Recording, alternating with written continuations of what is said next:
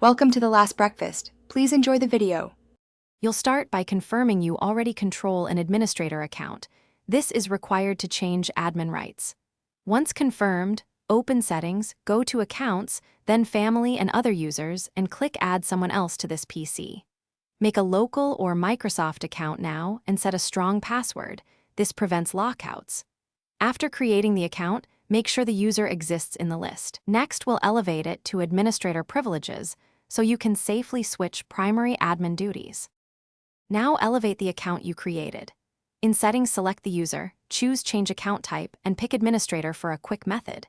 If you need granular control, open Computer Management, expand local users and groups, then members of administrators, and add the new account. Once done, verify membership. Alternatively, open an elevated command prompt and run net local group administrators your username /add. This is faster for power users. After elevation, confirm by launching an administrative tool to test permissions. Finish by signing out and signing in as the new administrator to confirm you can install software and change system settings. Once verified, decide whether to demote or remove the old admin account via Settings or Computer Management. Keep one recovery admin active. Make sure user account control settings match your security needs.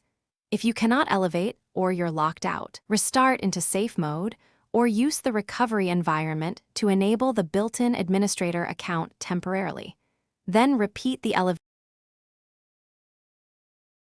Thanks for watching. If this was helpful, leave a like and consider subscribing. See you next time.